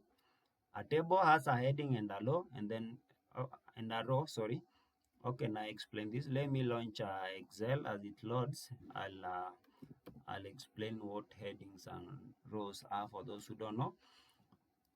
So for a table, you have to create a heading and a row, and then those rows you will have to pass the so-called cells or data within your table cells, where the rows and columns meet, they make cells. So to create a table row, you need to use, instead of saying table row, you just pick the first letters T and R. So for this one, we'll do TR, table row. Okay, now we have a table row. In this table row, you need to add a heading. Okay, your table could be maybe you're listing odds on your website, whichever thing you're doing. Let me explain tables and rows here in a second. Let me use any example. These are just examples. You don't need to worry about the contents of these files as it opens. Let's continue. Sorry. So to create a table row, you add a tr, but then remember, in this table row you are going to have headings, so you have to nest those headings within the table. Okay, you do th, not th, yeah, th for a heading, th, and then you pass your heading. Maybe you want to say it names. Okay, that is how you create a table row. And then maybe the second one will be th, will be names and each person's age. Okay, and then say age. Okay, now this is the first row, and then in the first row we have the name and the head as column heads, and then we need to add the second row. How do? You just copy the first row, you paste it, you can type it manually, and then you can give the first name as my name. Okay, my name is Evans. Let me do Evans. And my age is very old. Let me say old. Okay. Or you can pass a number. Let me do 20. I'm not that young. I'm old. Okay. If we come back to our website and refresh and come down here, we have our name, age, and then in the name column, we have a Evans, and then in the age column, we have the age, the value. So if you wanted to add more rows or more headings, you just, sorry, where was I? You just come back here, you copy it, you paste several times, you can say location, and then you can say something like favorite food, something, do something, and then you add the cells or the values for those. Actually, instead of doing table heading, you should have done table cell. Okay, to get a table cell, now instead of TC, we do TD, and this one we will say events. I'll copy it down. I'll say I'm 20 years old. I'll copy it down and say I come from Africa. Then I'll copy it down and say my favorite food is food. Okay, any food is my favorite food. And then if I refresh here, we have a table with age, location, and favorite food as table headings or column levels, and then the cells are events, then the age, etc. I hope you get it, how it works. Now we will come to adding cells. Maybe somebody could be asking, I don't know why this is not okay. This one is up. So if I come here, don't mind about the data or anything, just pay attention to what I'm going to teach. So this is the participant ID is our table heading, age is our table heading, This is our table column. To create this one, we do TD in HTML. To create this one, we do TH. But then to create row 1, row 2, all these rows, to create this, etc., we use TR. Okay, to have this whole table, we use TD. To have this whole table, we use a table. Okay, so in our table, we have a table row. We have two rows, row 1 and row 2. Row 1, we have table column labels, or column 1, column 2, column 3, column 4. We can call them column headings or table headings. And then we have in row 2, we have our table, and then we have our table cells. So table cell 1 has the name Evans, table cell 2 has the age value, that is 20, table cell 3 has the location, that is Africa, and table cell 3 has the value food for favorite food. I'm assuming you've understood how to create a table. And this is everything you need to know about table. You need to know the table element, the table row element, TR, the table heading element to add table headings. At the same time, you need to know the table cell elements. Now, the difference between table heading and table cell elements is that the table heading is a bit bold. Remember when we did H1 and paragraph, H1 had was bold, paragraph was not bold. The same thing happens here. If you come to our page here, these ones we did not pass in any values to make them bold, but then TH makes them bold by default, and then our table cells are not bold. Our values are not bold. I'm sorry for. Okay. Now that you've understood how to create tables, there is one thing that you've not understood, that is how to create forms. Now, since this one is getting too huge and I don't need it, and you've already understood some of these things, let me just remove it, clear it a bit. Okay, I'll just retain the images. Now the next thing I'll teach you is how to create images. Before I show you how to create images, I've been showing you how to add all these things, but then I've not shown you what we call documentation. When you're writing any code, you need to explain, or you need to leave a guide to somebody else so that he or she can understand what you're doing.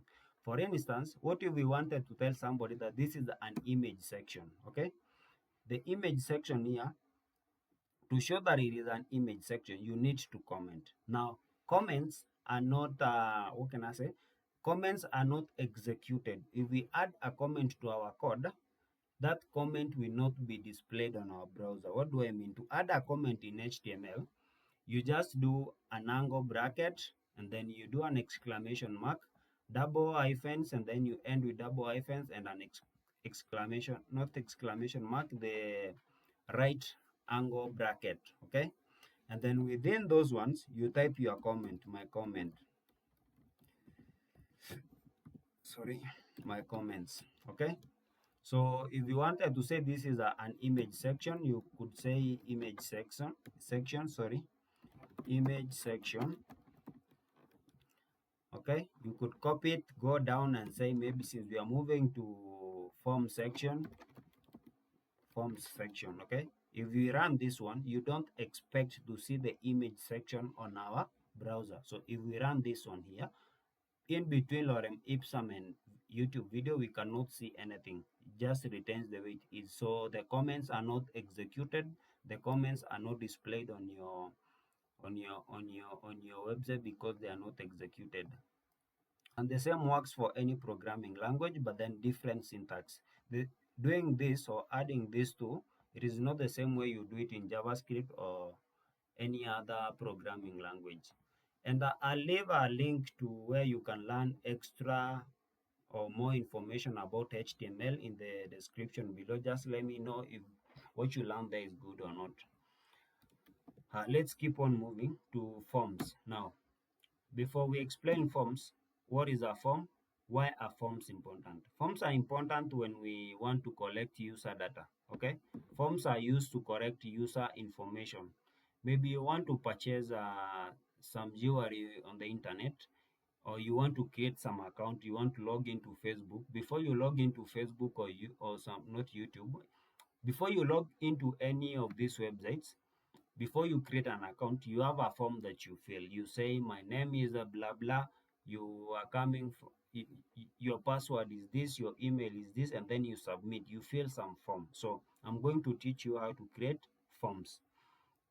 Now, to create a form, you need a form tag. By now you already know these things. Okay, to create a form, you just say form, and then in the form is a nested it is a nested element. Don't mind this action, we will learn it later. For now, I'm going to leave it, but then know that when you have an action attribute, you have to pass the URL to the page, whereby if you want to submit this form, when you submit your form on Facebook, your login form, this form gets submitted to some page or to some database. So that database link is what we pass here. Maybe I can do database dot maybe PHP. Okay, so in action, you give your action to which database are you submitting, or what kind of action are you going to do. For now, don't mind the action, let's learn how to create a form. So I'll just strip this one and leave form. Now we have form. The form, I said, it is a nested element. Inside form, we have to collect user data. The first thing to collect a user data is to have an input field. I don't know the right example, but let me come back here and do Facebook login. Facebook login. This one will help us. So on Facebook login, let's use this, this header. It says email or phone number, and then it says password.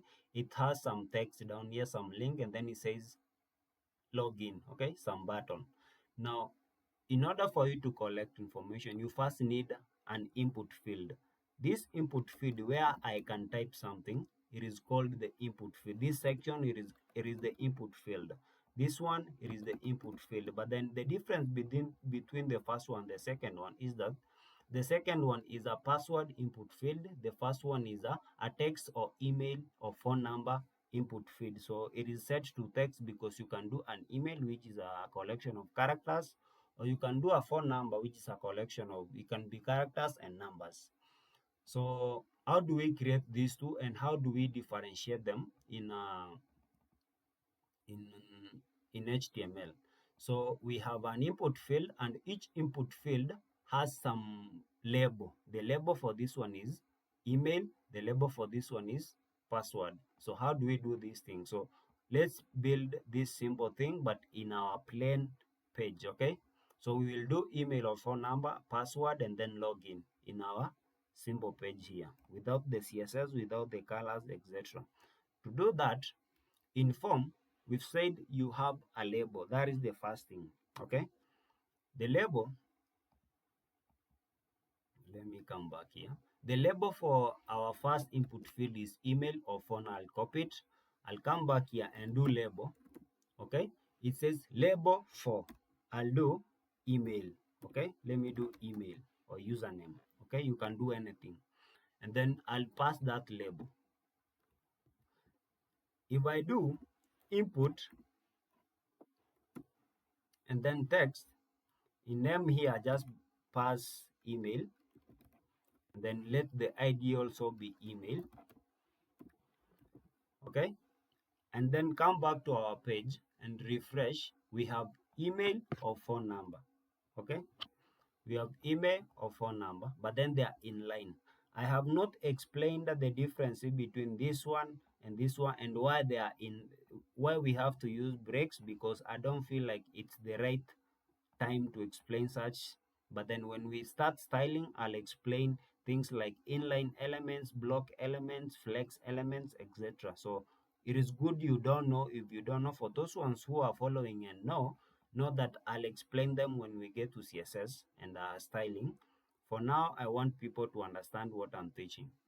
So I want to break this one so that they are vertically aligned. I said you use a break element, and then if I refresh now, we have them, vertically aligned. And then since I want to add the next one, I'll do break, save this one, I'll copy these two, and then I'll paste them and save. Okay, and for the last one, I don't need break because I'm not adding anything. Now remember, we had an email or phone number, and then we had a password. So we come here, we have a password. I just copy password. I'll come back to my page. Instead of email or phone number, I'll add password. Now the first one, let's go back to our browser and refresh. We have email and password. Now if I type here example at gmail.com, sorry, if I type here, we are seeing our email, because the reason as to why we are seeing this one as email, it is because here we have set our type to text.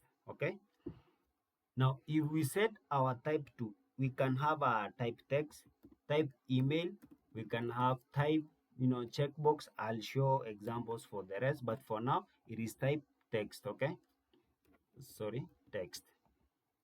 And then if we come down here, we have password. Remember when we were on Facebook login page, the password is not visible, just some dots or periods, whichever name you call them. In type, all you need to do to have those dots, for now, before I do that, if we come back to our page and then type something, your password is seen. Okay, but you don't want that to be seen. Okay, it is a security feature. To change that one, you just come back here. Instead of having text, you do password. Okay, just like type, like that setting, type to password. If you refresh and then you type in your example or some email, and then you do password something, the password is hidden or obstructed, whichever name you would like to use. Okay, so that is how you set your email and password. Now i want to show you how to add the button.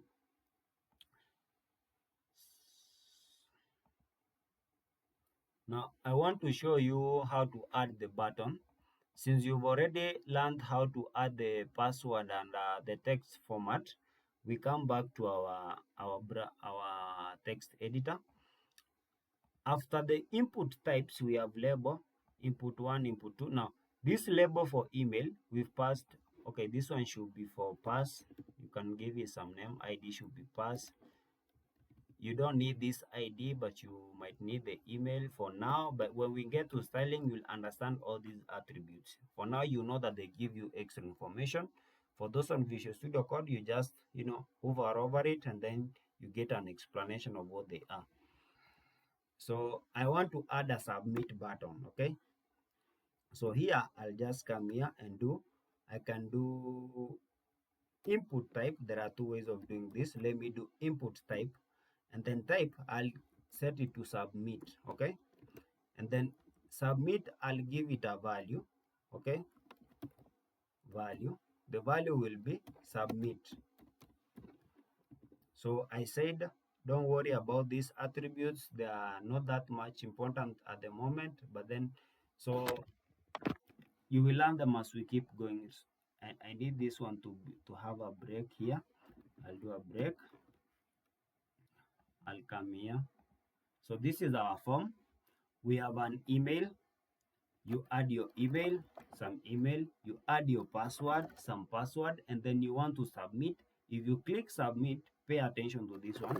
If I click submit, this page kind of refreshes. It sends that form somewhere, okay? It submits to somewhere.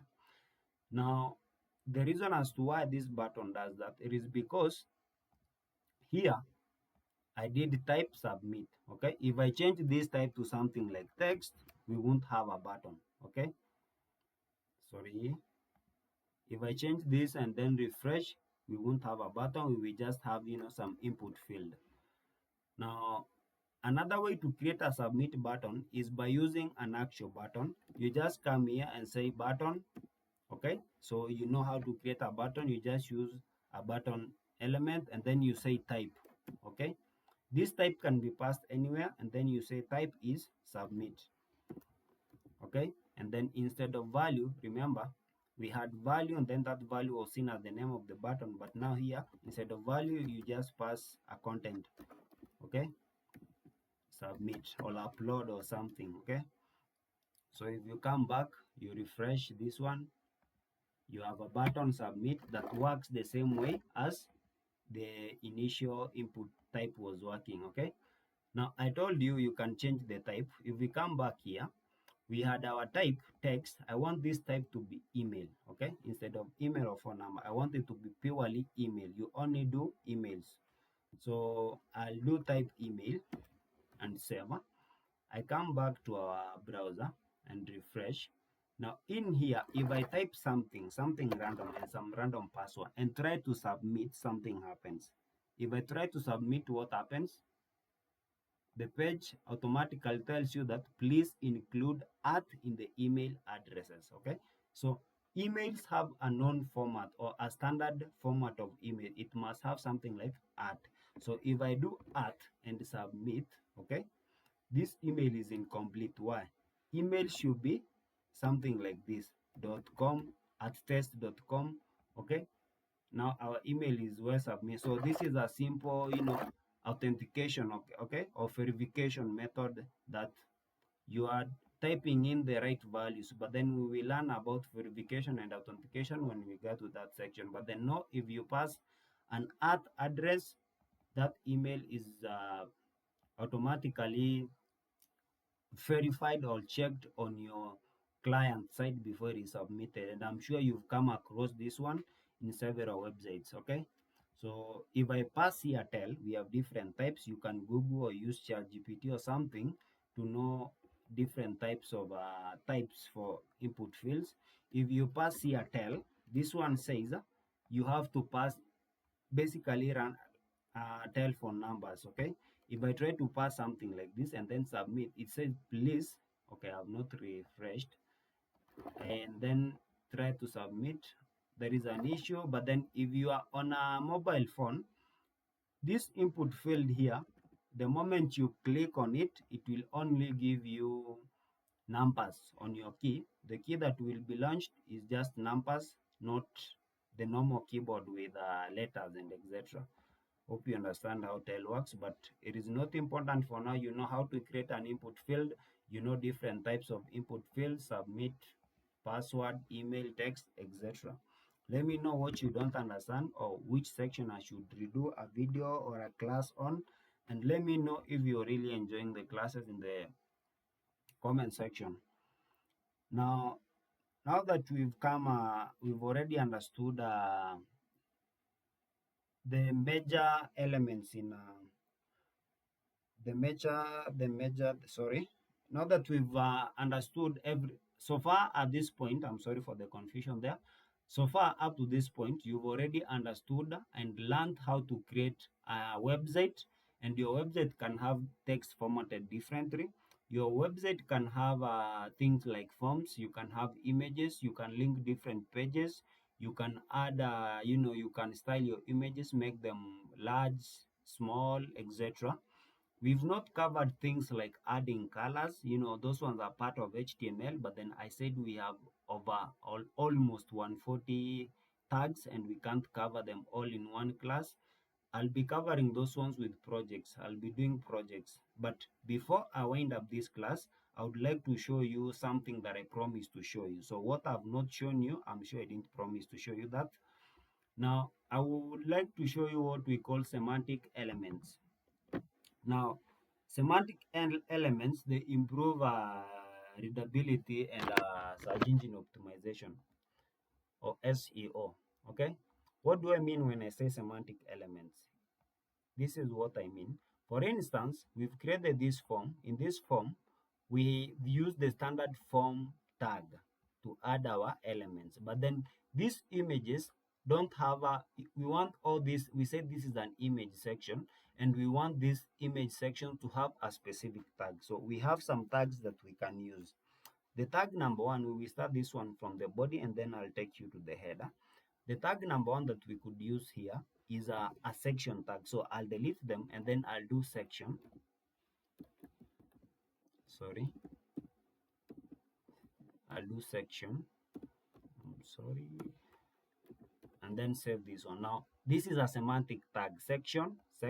Within it, this one is well readable, okay? You can come here and say this is a section, image section, and then section. It is well readable. You know that a specific section is starting here, another section is ending here. Maybe you had an image section, you have a comment section, you can do all those things. But then this is one of the semantic tags. So another section could be, instead of saying another semantic tag, could be instead of saying section, you can just say this is some division or div. You can use the div element and then pass in your images, and then you know this is a section. So there is no difference between div and section, other than they group some things. If you need to group images to some point, you use the group, a grouping or a semantic element such as section or div.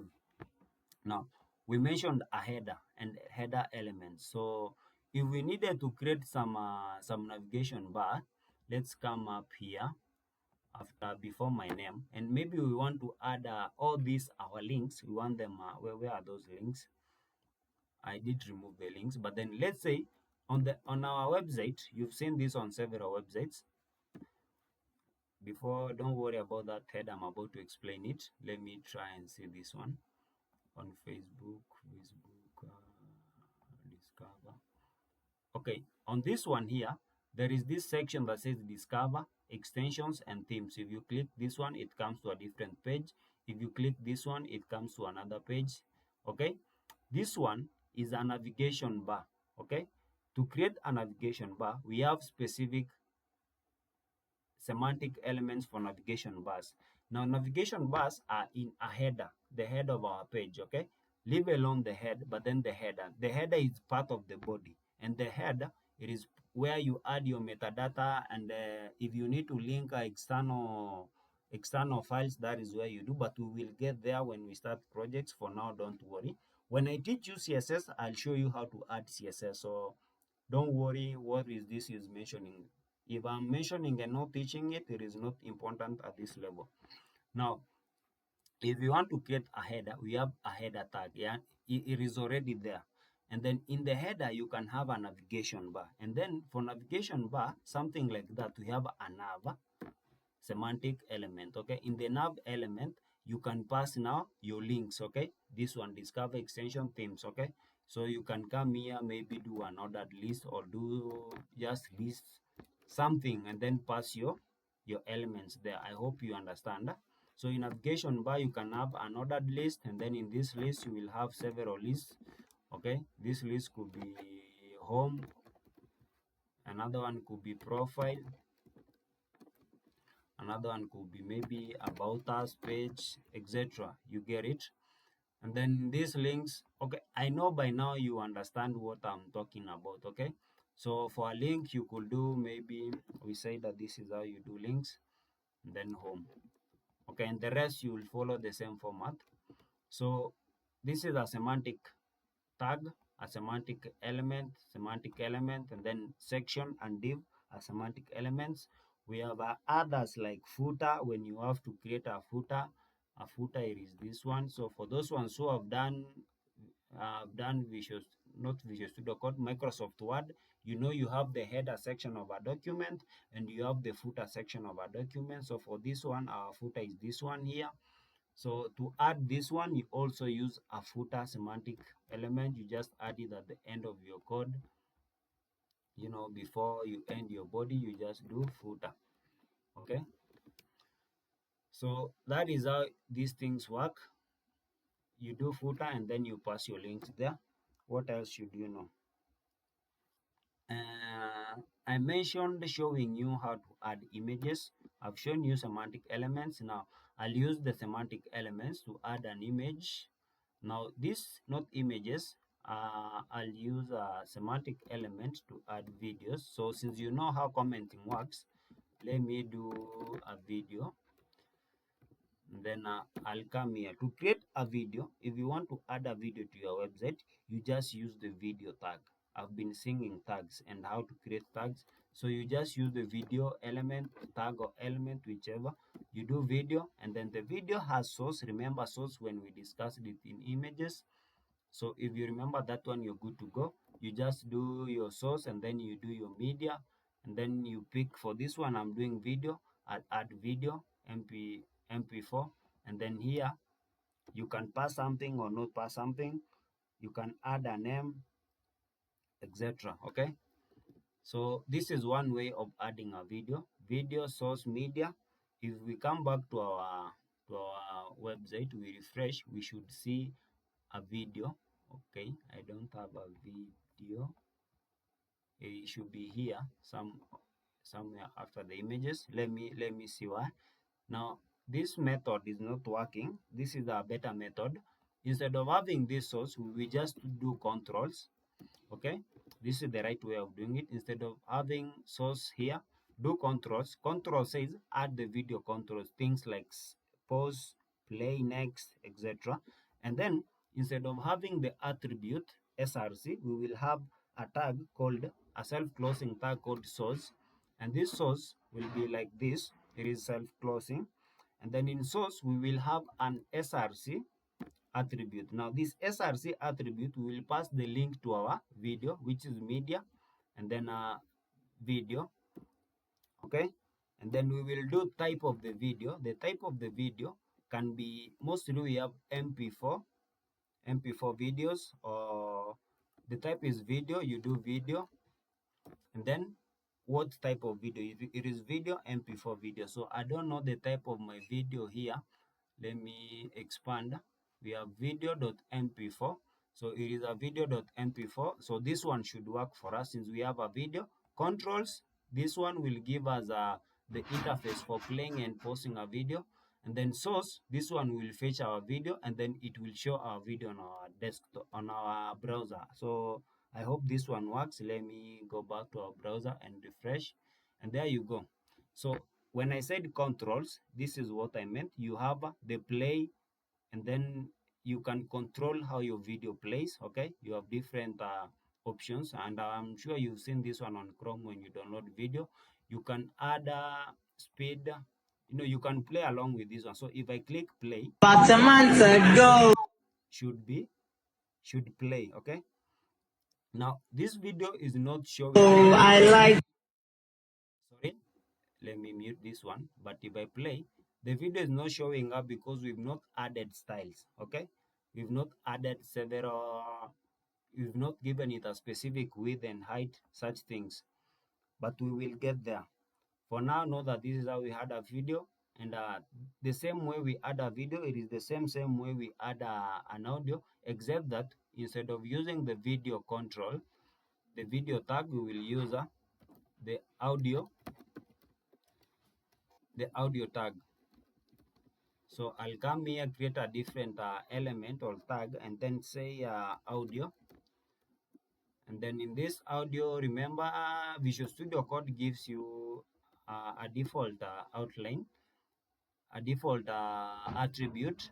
In this video, I'll do source, not, sorry, I'm confusing video and audio, but then it is audio. In this audio, I'll do source, and then in source, I'll do src, which is our attribute to the URL of the location whereby our image is saved.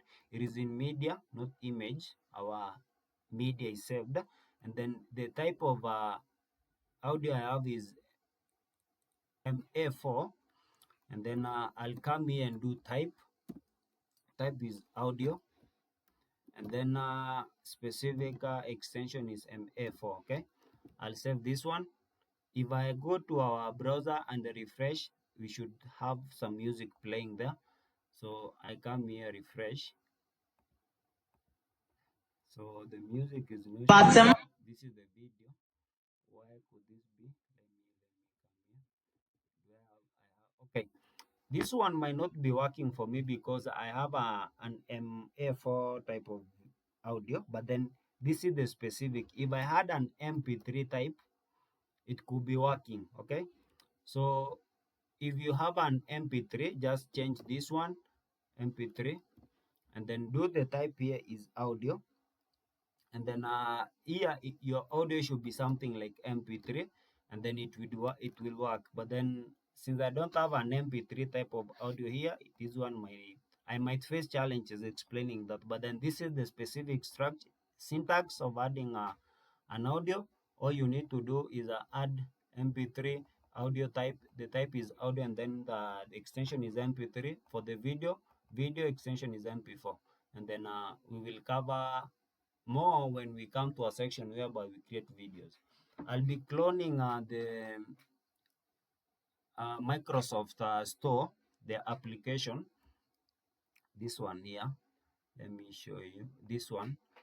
When I'll be cloning this site, we will cover more about videos and audios, how to add videos, how to add audios to your website, etc. We will cloning this website the way it looks, but when we get there, by the time we get there, I'm sure you'll be a professional. When we'll be doing these beautiful interfaces, I'm sure you will understand how these things work. So for now, that is how you add media to your to your to your website.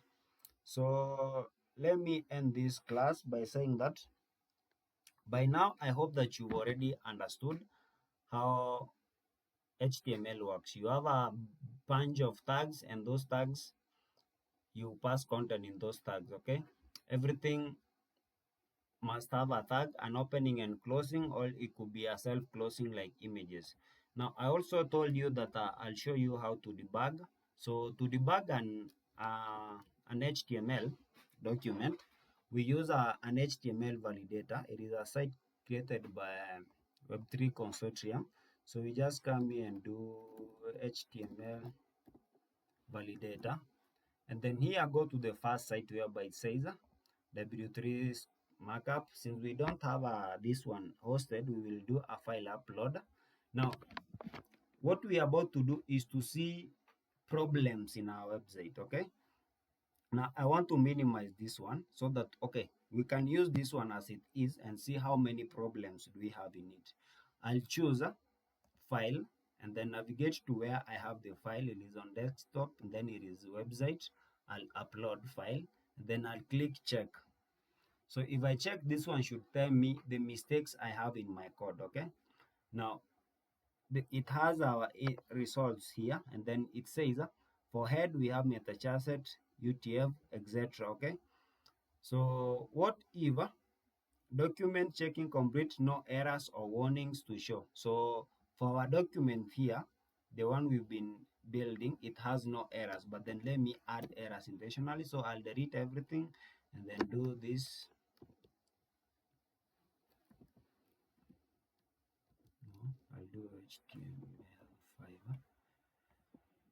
This one, in this one, I remove this, this tag, maybe this first tag.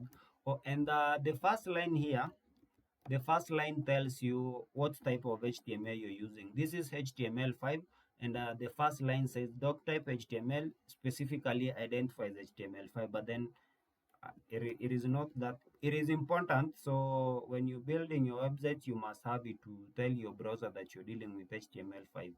So I'll remove those ones, and then maybe let me also remove this one, and then you see it's already a warning. I'll save this one, and then I'll come back to our W3, refresh this one, continue. I'll go back, and then I'll click choose a file. I'll click on this one, open, and then I'll click on check again.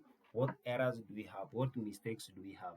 Now this one has mistakes. For instance, in our doc type here, in our doc type, we are missing the HTML. Okay, so if we come here, we should have the HTML here. So that is a simple mistake. Okay, if you write your code, you're done writing your code before you submit it maybe to your client or somebody, make sure to run it through validator, sorry. So the next error is in doc type we don't have the HTML. If you go down in meta, we don't have, remember I deleted the charset here, we don't have the charset, so we need to fix that one. So we do here, that one is fixed. Okay, so it gives you a detailed explanation, and then at the end, document checking complete, use HTML parser, execution 2 miles, whatever. It lists the errors and then it tells you what you should do. Okay, so like this one, for this UTF, it is not serialized as XML, whatever. Don't mind this information, but then learn the error and how to solve the error. If you're using Visual Studio Code, chances are you will minimize making errors on your development or whichever automated text editor you're using. This brings us to the end of this class. I'm glad that you've watched to this end, and I'm sure you will not find such a class somewhere. People teach you a class, they teach you with a project. You started your first class, you're doing HTML, you're doing CSS at the same time. You hear somebody saying this is JavaScript somewhere. I don't want to do that in my classes. I don't want these ones to be some quick tutorials. I want these ones to be explanatory classes whereby you get to understand everything, and you can just watch my classes, go to your exam room, do something. Hopefully with time I'll improve, the recording, the voices and everything, but then the content, it is, let me know what you think about the content. Thank you for watching to this end. Make sure to let me know what you think about this video. Watch all my videos, follow me. I'm leaving links to WhatsApp and everywhere.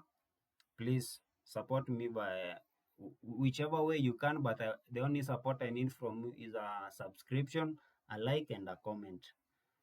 Thank you.